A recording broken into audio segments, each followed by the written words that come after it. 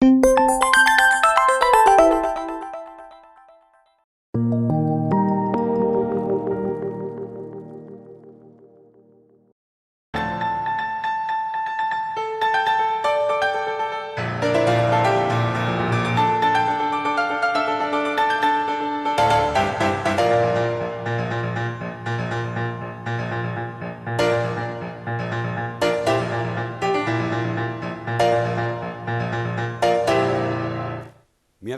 24 de marzo. Saludos, señoras, señores, bienvenidos como cada día a este espacio, esta revista de prensa, a nuestro paseo matutino por el kiosco, por las portadas de los periódicos que se editan en la provincia de Córdoba. Ya saben, el Diario de Córdoba, ABC, El Día, la prensa digital, que hoy pues tienen temas recurrentes, aunque es verdad que cada uno sale por un sitio. Vamos con este primer repaso a las tres portadas del papel.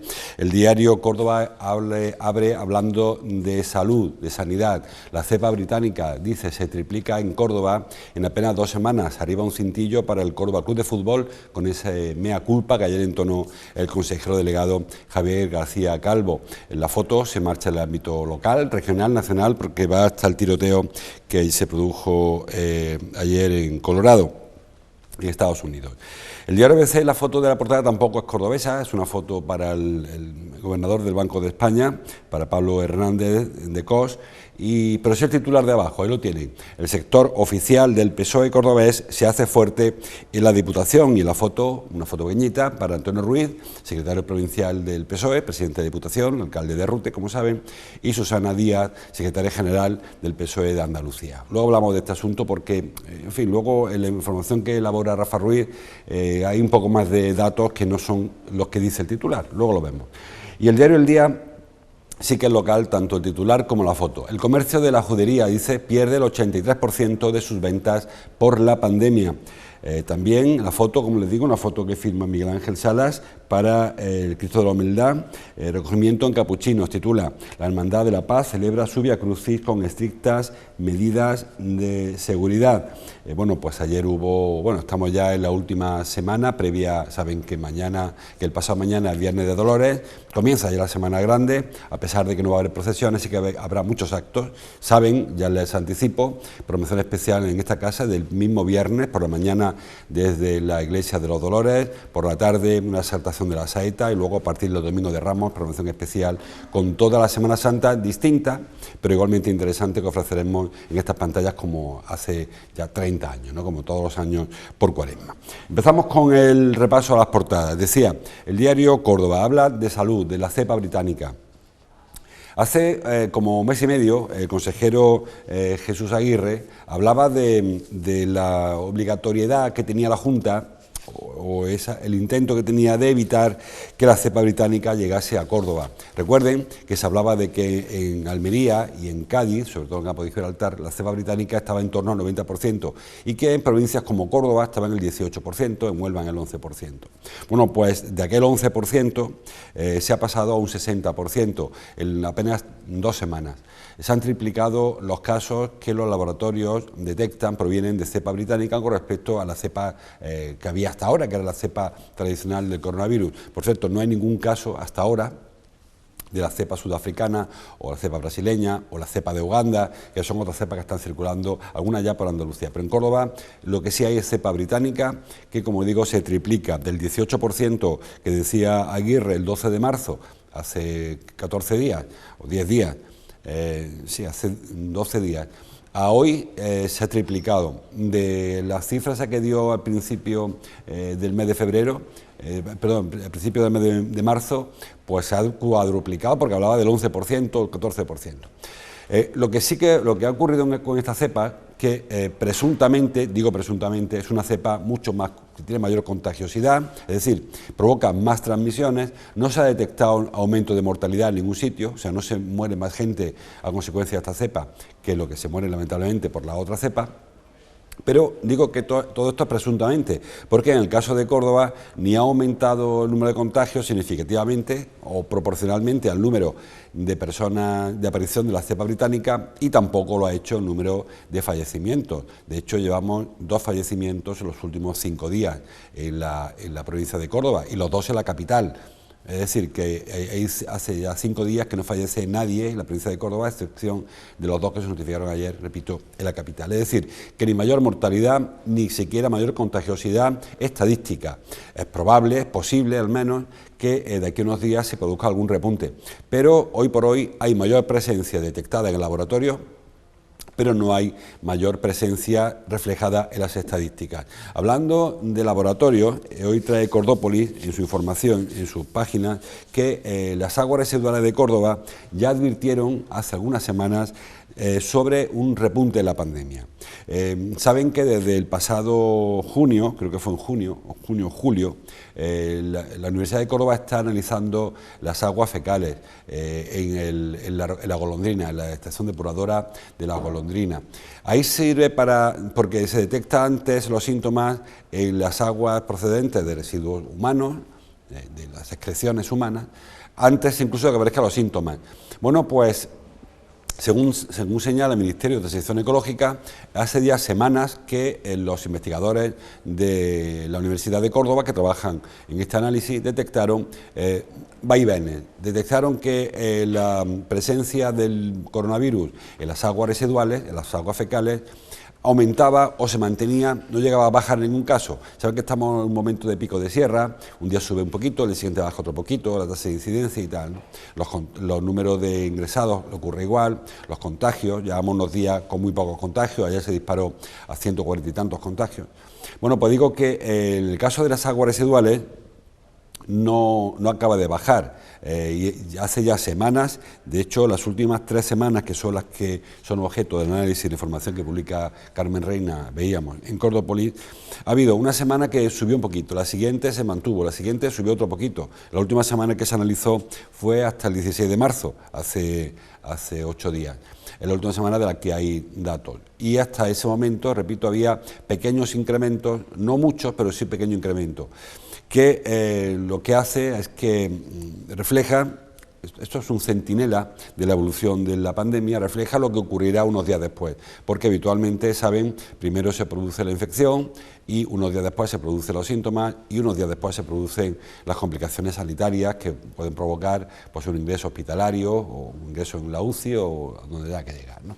Es decir, que los casos que se registraron desde el 28 de febrero, que ya o sea, el 21 de febrero se detectó un primer aumento, hasta ese momento iba bajando el nivel de la presencia de coronavirus en las aguas residuales, en las aguas fecales, pues a partir del 21-27 de febrero de esa semana empezó un proceso de estabilidad o de crecimiento y ese repunte de la pandemia que se apreció en las aguas, pues ha trasladado luego a los hospitales. Aunque hay que recordar que aún así la presión asistencial de Córdoba no es especialmente dramática. Ayer decía Bendodo, el consejero de Presidencia y portavoz del Gobierno andaluz, que hay que intentar bajar aún más la cifra porque no podemos iniciar la cuarta ola, cuando llegue, con 1.000 pacientes ingresados. Bueno, hay que recordar que la tercera ola comenzó, en el caso de Córdoba, con más pacientes ingresados que hay ahora.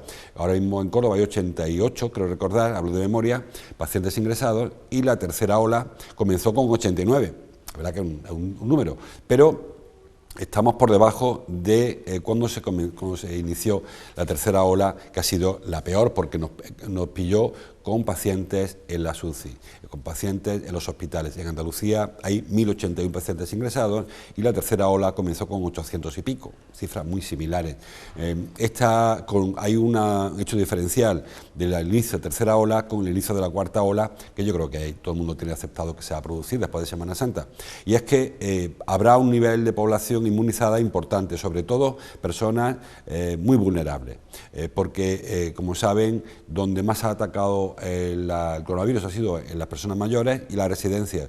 ¿Por qué? Pues porque ahí era complicado detectar los síntomas, porque lamentablemente muchas personas que están ingresadas en una residencia ya tienen síntomas compatibles con el coronavirus, es decir, ahogos o tienen problemas respiratorios, insuficiencia respiratoria, insuficiencias cardíacas, tienen tos, por ejemplo, sobre todo en la época en la que se detectó la tercera ola, pues se confundían síntomas y cuando por fin se detectaba el virus se había instalado ya en la residencia. Ahora, cuando la cuarta ola llegue, que llegará, creo que todo el mundo lo ha aceptado ya, nos va a pillar con los mayores de las residencias, todos ellos inmunizados. No hay virus ahora mismo en la residencia de Andalucía, no en la de Córdoba tampoco, de manera que al menos tenemos ese colchón y además nos pillará poco a poco. Ayer llegábamos al 5,8% de inmunizados la provincia, en la comunidad, Córdoba un poquito más, el 6 y pico por ciento, que es muy poco, pero coincide ese porcentaje con personas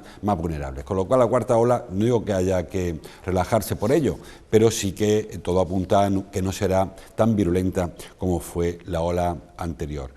Un caso, ayer por ejemplo en Córdoba se detectaron 140 y tantos contagios nuevos, sobre todo en Córdoba Sur. En Doña Mencía, por ejemplo, señala, lo he leído por ejemplo en Córdoba hoy, la tasa de incidencia de Doña Mencía o en Doña Mencía se dispara hasta los 2.296,9 casos por cada 100.000 habitantes. Es cierto que Doña Mencía es un pueblo pequeñito, con 4.500 habitantes, y que para alcanzar esa tasa basta con que haya pues 100 personas o 200 personas contagiadas, se dispara la tasa hasta este nivel. Pero es un nivel tremendo. Recordemos que en la capital estamos en 110 casos por 100.000, la media de la provincia está en 118, hablo de memoria, y la de la región en 120, pues Doña Mencía 2.300 prácticamente casos por cada 100.000 habitantes. Digo esto porque no coincide, afortunadamente, este repunte en contagios con repunte en ingresos, con repunte en UCI y mucho más favorable todavía con incremento en fallecimientos. Con lo cual, si lo que sean son repuntes en contagios, bien por la cepa británica o bien por la razón que sea, o porque las personas que se contagian ya no son las personas mayores que están vacunadas, en cualquier caso, todo apunta a que la cuarta ola, que es probable que nos llegue a partir de que acabe la movilidad, que habrá movilidad en Semana Santa, por mucho que nos digan que no, es probable que tenga una incidencia menor de la que ha habido en la tercera. Y hago un mínimo paréntesis. Cuando empezó esto de la pandemia, hace más de un año, nos decían que la primera ola fue la mala, la segunda sería menos grave, la tercera sería aún menor. Bueno, pues no ha ocurrido así, ha ido cada vez a peor. Y la esperanza es que la cuarta ola ya se vea vencida por la vacuna y ahí sí que sí sea una ola con menos gravedad que las anteriores, porque hasta ahora ha ido cada vez a peor. Bueno, seguimos avanzando. Por ejemplo, el diario El Día decía antes, el titular, el comercio de la judería pierde el 83% de sus ventas por la pandemia, asegura la presidenta de una asociación nueva que se presentó ayer, Asociación de la Judería se llama, Laura Roda, asegura que de los 274 establecimientos que existen en el barrio, la judería, solo 4 abren entre semana y 31 abren los fines de semana, el resto permanecen con la persiana echada. Y lo que es peor, aseguran estos comerciantes, empresarios, es que no van a abrir. Esta asociación nueva, ya hay varias en la judería, esta asociación nueva de la judería, como les digo, engloba a profesionales de la restauración, del alojamiento, guías turísticos, incluso museos particulares, personas que se dedican a la venta de souvenirs, por ejemplo, que son sectores muy afectados. Decía ayer en la presentación que mientras que en otros barrios se está paliando o se está aminorando los daños de la pandemia con el consumo local, el de los vecinos del barrio, en este barrio no hay vecinos. Decía que había 61 vecinos que vivieran en la judería. No sé si son 61 o son 100, no sé las cuentas cómo lo han hecho. Son muy pocos, realmente la judería cada vez vive menos personas y entonces, y además no son personas que habitualmente acudan a un tablao flamenco o bajen a comprar a una tienda de souvenir o se alojen en un establecimiento de hospedaje, lógicamente, con lo cual de poco sirve. En la judería saben que hace mucho tiempo que se fue cambiando la famosa gentrificación, los vecinos habituales se fueron yendo del barrio, se fueron ocupando con casas de alojamientos turísticos que están vacías, lógicamente, los locales tradicionales, las tabernas del barrio fueron cambiando por locales dedicados al turismo, la calle de Anes, si la recuerdan, hace 30 años había no sé cuántos bares y ahora lo que son todo tiendas de postales y camisetas que no tienen a quién vender. Exigieron, por lo tanto, un plan específico para la judería porque entienden que la situación es específica y reclamaron una discriminación positiva hacia ellos, ayudas directas y planes concretos. Ellos aseguran que el taxi de la capital se resiente de que no hay turistas porque el trayecto de la estación a la judería pues no lo hacen ya. Bueno, pero es cierto que los taxistas tienen otra vía de escape y ellos no tienen ninguna. Presentaron una serie de actividades, aseguran que ya que no hace nadie nada por ellos, lo van a hacer ellos por ellos mismos, y presentaron un programa de actos para llevar al cordobés de turismo a la judería. Aunque yo entiendo que el cordobés que vaya a la judería de turismo beneficiará a los comercios de la restauración, pero no a los de souvenir. No creo que por mucho que vayamos a la judería a oír saetas, por ejemplo, que va a haber a partir del Domingo de Ramos, pues nos llevemos una camiseta de Yo también estuve en Córdoba, que creo que ya lo sabe todo el mundo, o un sombrero cordobés, creo que no es ese, o nos alojemos en un establecimiento de hospedaje de la zona. Creo que va más dirigido hacia la restauración. En cualquier caso, me parece que es cierto que la judería, que los cordobeses renunciamos hace años ya a la judería, la dejamos para los guiris, y que a lo mejor es momento de pasear por las calles y de recordar otro tipo de escenas, ¿no? de postales que cuando éramos, en mi caso, por lo menos más joven, sí que hemos paseado por la judería sin tanto japonés, ¿no? Ahora ya era muy difícil y a partir de, lamentablemente, para los que viven de ese negocio, pues se podrá hacer, al menos esta Semana Santa. Le digo, habrá un programa muy interesante de saetas desde el Domingo de Ramos hasta el Viernes Santo en los balcones de la judería. Luego hay también preparado actividad para todos los fines de semana a partir de la Semana Santa y un especial Mayo Cordobés. Ya han anunciado que van a montar casetas, en fin, iremos avanzando en ese asunto según vaya llegando la fecha. La foto sí que es de Semana Santa, en este caso los prolegómenos, en la Cuaresma, y un Vía Crucis que ayer celebró la Hermandad de la Paz en el interior del convento de Santo Ángel, en Capuchinos. Dice el titular, el pie de foto, con estrictas medidas de seguridad. Bueno, pues ahí tenemos la imagen que se está produciendo en muchos otros templos, ¿eh? Las hermandades están manteniendo sus cultos, sus quinarios, sus escenarios, sus triduos, lo habitual durante la Semana Santa, sus actos de culto. Y bueno, pues para la Semana Santa, les decía yo antes, van preparando algunos actos. Habrá parroquias, habrá hermandades que preparen los titulares en sus tronos, la entronización creo que le llaman a esto, de las imágenes para que quien quiera o quien pueda, porque no habrá acceso libre a las parroquias, habrá que respetar también en este caso la distancia y tal. Irán en casi todas las parroquias, digo, casi todas las sedes canónicas habrá algún tipo de culto y estaremos allí para contárselo, porque este año, como ya ven, no habrá procesiones de Semana Santa. La portada que me falta por ver, la del diario ABC, leía antes, el sector oficial del PSOE cordobés hace fuerte la Diputación, es una información que firma Rafa Ruiz, pero luego cuando la información se lee no es tal, ¿no? Y de hecho él mismo, Rafa, en el artículo, cuando lo termina, pues se pregunta a sí mismo si todos los nombramientos los que él se refiere son oficialistas, y él dice, en realidad no. Porque, de hecho, el más sonoro, que ha sido el último fichaje de José Mellado, el que fuera presidente de la Diputación, por cierto, candidato a alcalde en varias ocasiones, primer teniente de alcalde con Rosa Aguilar, Mellado no es precisamente del sector oficialista, sino que Mellado llegó a acusar a Antonio Ruiz, que ahora es su jefe, el que le ha fichado, llegó a acusar de manipular los avales para tumbar la candidatura de Teba Roldán, que era la persona a la que él apoyaba en el último proceso congresual en Córdoba. Es decir, que Mellado no sé cómo se encaja en el tema este del oficialismo. También habla de Antonio Hurtado, una operación que la señala el diario ABC, pero que no funcionó. Da la sensación, insinúa el artículo, que el PSOE, la Diputación, fichó a Antonio Hurtado, que era entonces candidato a ser diputado, para que en caso de que saliera diputado, renunciara al acta, se fuese a la Diputación a ganar más dinero como asesor y dejara el puesto libre a Teba Roldán, que de nuevo tampoco es susanista, sino que es sanchista. Y luego hay un par de jugadas más que señala el diario ABC, la de Francisco de Paula Algar, que fue cuando la Junta gobernaba el PSOE, fue delegado de Medio Ambiente, que lo ha fichado en Proaxa.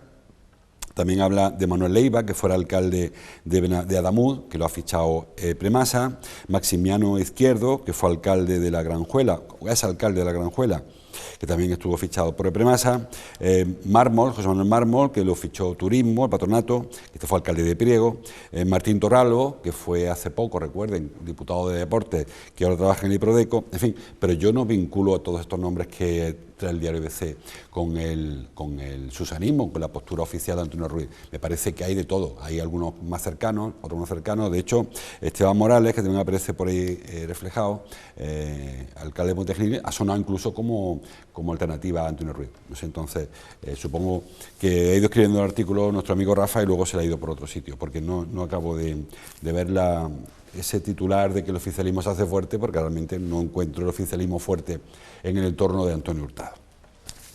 Bueno, seguimos con los titulares. Dice el diario Córdoba que la comisión del caso Torregimeno comenzará su trabajo el día 5 de abril. El morbo de esta comisión, eso es el lunes después de Semana Santa. El morbo de esta comisión, como le digo, es que el lunes anterior, el lunes santo, va a tomar posesión pues María Luisa Gómez Calero, que es la persona que está ahí en esa foto de archivo, lógicamente, junto a Torregimeno. Son los dos grandes protagonistas de esta comisión. Recuerden que todo el lío que se organizó en el ayuntamiento viene de que María Luisa Gómez Calero, en la foto, era entonces gerente del Instituto de Deportes, denunció o acusó al presidente, que es quien está a la derecha de la foto, Manuel Torregimeno, le acusó de haberle hecho encargos que rozaban la legalidad, que rozaba la prevaricación. Decía ella en un escrito que el presidente del Instituto de Deportes le dijo que hiciera alguna operación con relación a contrataciones, etcétera, que estaba fuera de la ley. Eso motivó que él la cesara, o ella dimitió. Hubo un momento ahí que no supimos nunca si ella se fue o se fue un minuto antes de que la echaran, que incluso la acusara, la acusó en el juzgado de calumnias y de revelación de secreto, que yo creo que son delitos contradictorios, porque si es una calumnia es porque es falso, y si se revela un secreto que es falso, pone revelación de secreto. Pero en fin, en cualquier caso, él presentó denuncia por calumnia y por revelación de secreto, y ambas fueron archivadas por el juzgado, por cierto, no se atendieron, y ella presentó su dimisión y motivó todo aquello una comisión de investigación que tenía que aclarar si efectivamente Torregimeno le propuso a su gerente entonces que actuara de manera irregular. La comisión la preside Rafael Saco, de Vox. Como hemos visto, se constituye el día 9, el día 5. El 29, que es el lunes que viene, toma posesión María Luisa Gómez Calero de su acta como concejal en sustitución, recuerden, de Eva Timoteo, aquella mujer que se fue por el lío de que era procuradora y cobraba al mismo tiempo que cobraba como concejal.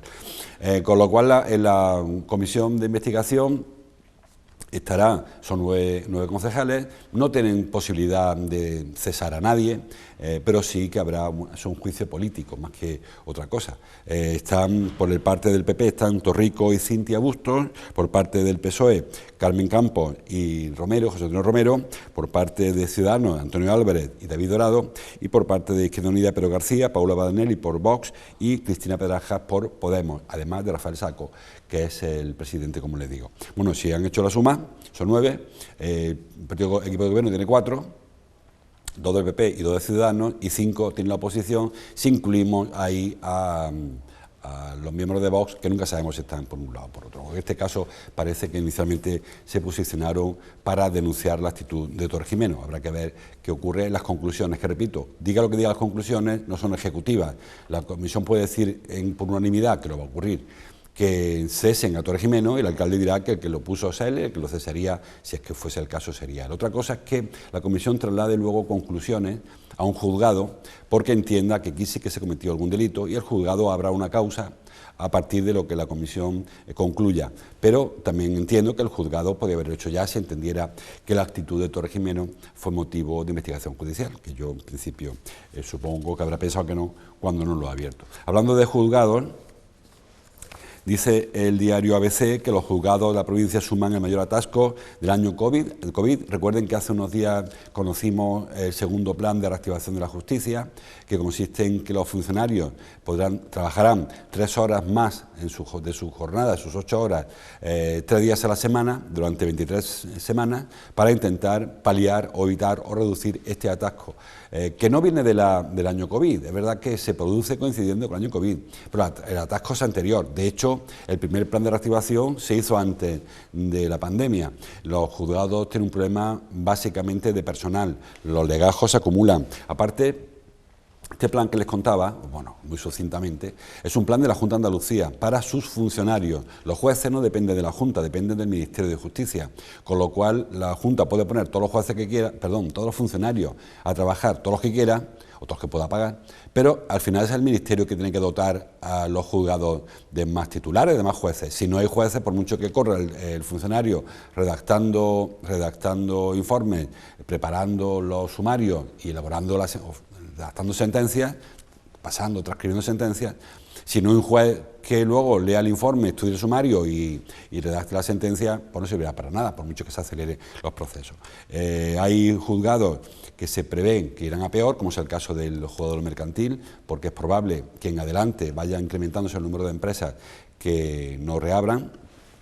También habrá problemas muy probablemente con el laboral, por lo mismo, porque habrá situaciones en las que un empresario decida que no levanta la persiana y sus trabajadores presenten el correspondiente demanda, y habrá bueno, pues, otros casos que en este momento se están paralizando. El de lo penal, por ejemplo, leíamos hace unas semanas que va más despacito el tema de los delitos penales, del juzgado penal, y lamentablemente también se reactivarán cuando haya mayor movilidad. Es decir, que la cosa no va a ir a mejor, sino a peor, a pesar de que se ha puesto en marcha desde hace, creo que fue el lunes pasado, este es el segundo plan de reactivación de la justicia, de reactivación, no sé si esa es la palabra, es de refuerzo de la justicia, y habrá funcionarios que trabajen, como les digo, 3 horas más diarias, durante 3 días a la semana, durante 23 semanas, voluntariamente, siempre que así lo decida. Hay otra información de justicia que trae el diario el diario Cordópolis sobre Adicae. Adicae es esa empresa, esa asociación que se dedica a la defensa de los usuarios de banca. Dice el diario Cordópolis que acusan a Manuel Pardos, que es el presidente de Adicae, le sonará seguro si ven la foto, ahora la estarán buscando mis compañeros, acusan al presidente de Adicae de lograr subvenciones en Córdoba falseando datos del número de socios. Bueno, ahí la Junta de Andalucía tiene una línea de subvenciones para asociaciones de consumidores, y depende de cuántos socios tengan, pueden acceder a una ayuda o a otra, ¿no? Adicae dijo en el año 2015 que tenía 13.900 asociados, cuando, según la investigación de la policía, tuvo en esa época entre 3.600 y 4.600. Este señor Manuel Pardos, que es el imputado, investigado por la policía. Digo que triplicó el número de socios, dice la investigación, de unos 4.000, en el mejor de los casos. Él dijo que tenía, o él no, el que llevara las cuentas, 14.000. En el caso de Córdoba, ahí por ahí pilló una subvención. En el caso de Córdoba, dicen que tenía 245 asociados en el año 2016 y declaró más de 1.000, con lo cual también accedió a otra línea de subvenciones que obliga a tener más de 600 socios. Es decir, que apuntan a que se un poco de truco contable, en este caso contando socios, para que le permitiera acceder a subvenciones. Adicae ya tiene un currículum regular. Adicae ya se ha visto obligado a devolver en Andalucía 200.000 euros por no justificar determinadas subvenciones. En este caso pilló unos 700.000 euros, no llegó a 700.000 euros en subvenciones, que probablemente habría también que devolver si se demostrara que se accedió mediante datos, información errónea o falsa. Y también tiene Adicae algún proceso por abuso laboral, tiene un caso incluso de presiones, de coacciones a una trabajadora. En fin, no quiero hacer paralelismos, pero ya recuerdo lo que ocurrió en su día con Ausban, que es una asociación precursora, si quieren, o en paralelo a Adicae, y acabó como acabó. No quiero tampoco ser pajo de mal agüero para Pardos, pero el presidente de Ausban, Luis Pineda, está en prisión. En fin, espero que no termine, por su bien, que no termine como acabó Pineda. Más cosas. Vamos terminando. Un último apunte deportivo. Ayer hubo rueda de prensa, la vieron en directo en esta casa, desde el Estadio del Arcángel, de González Calvo, el consejero delegado del Córdoba. Dice el diario Córdoba: mea culpa. quizás le falta unas cursivas ahí, eso de mea culpa. Bueno, pues mi culpa, viene a decir, ¿no? En castellano, no en latín. Ayer dijo González Calvo que la culpa es suya, que se ha planificado mal la campaña, que se ha hecho mal y que el fracaso rotundo del Córdoba es su responsabilidad. También en el diario ABC, la página interior, Infinity dice, ratifica que seguirá en el Córdoba pese al fiasco. Ya había quien apuntaba y lo afeó ayer González Calvo, que había quien estaba ya advirtiendo de que se iban los bahreiníes del Córdoba y que van a dejar el Córdoba tirado en su proyecto. Y el diario El Día, la parte alta, titula "El Córdoba asume su rotundo fracaso y apuesta por mantener a Pablo Alfaro". De hecho, a la pregunta de si seguiría Pablo Alfaro o no, dijo González Calvo, mañana entrenará al Córdoba. Y, de hecho, ahí que nos vamos, al entrenamiento del Córdoba. Con esto ya le doy el relevo a Fernando López y a Raúl Díaz, que creo que está en el estadio, en la sede deportiva, en ese entrenamiento primero tras la ratificación. Dice la historia de Formación Deportiva que la ratificación es el primer paso para la destitución. Yo no sé en este caso si será o no, lo cierto es que Pablo Alfaro hoy se ha vuelto a vestir de corto, o de medio corto, no se explicará, y que está entrando al Córdoba, Fernando. Fernando, dispuesto. ¿Qué tal, José Luis? Muy buenos días. Sí, efectivamente, ayer se ratificó a Pablo Alfaro y se ratificó porque estuvo cuestionado horas antes y, como bien decías, se va a vestir de corto para dirigir a su equipo porque es cierto que esta semana no hay competición, sí que lo habrá en 10 días. Sí hay que preparar una segunda fase muy importante. Como decías, José Luis, está Raúl Díaz ya preparado en la Ciudad Deportiva para contar ese regreso al trabajo del primer equipo con Raúl, compañero Pablo Alfaro a la cabeza. ¿Qué tal, Fernando? ¿Qué tal, José Luis? Buenos días. Pues sí, bueno, de momento no ha aparecido Pablo Alfaro por aquí, por la Ciudad Deportiva. Ya tenemos prácticamente a todos los jugadores ubicados en el campo principal de estas instalaciones del Camino de Carbonell, a la espera de que llegue el técnico para dirigir este primer entrenamiento de la semana, pensando ya en el Tamaraceite. Cambian los rivales, cambia el formato a partir del primer fin de semana de abril. Esta semana no hay competición. El Córdoba, que ha quedado encuadrado en ese grupo 4D. Luego será momento de analizar, como decimos, sin competición, pero el Córdoba ya está preparando, limpia la cabeza una vez asumida esa derrota frente al Betis Deportivo, se cambia el objetivo sobre la marcha. El Córdoba, por segundo año consecutivo, se queda sin ascenso a segunda división ya en marzo, así que toca resetearse y pensar en el Tamaraceite. En Gran Canaria comenzará la andadura del Córdoba buscando una de esas dos plazas para entrar en la primera RFF de la temporada 2021-2022. Lo apuntó ayer Javier González Calvo, que hoy Pablo Alfaro va a estar al frente de los jugadores. De momento no ha llegado el técnico. Si te parece, hacemos ese alto para la publicidad y a la vuelta repasamos cómo afrontan los jugadores este primer entrenamiento de la semana. Perfecto, Raúl, pues enseguida arranca aquí en PTV Todo CCF.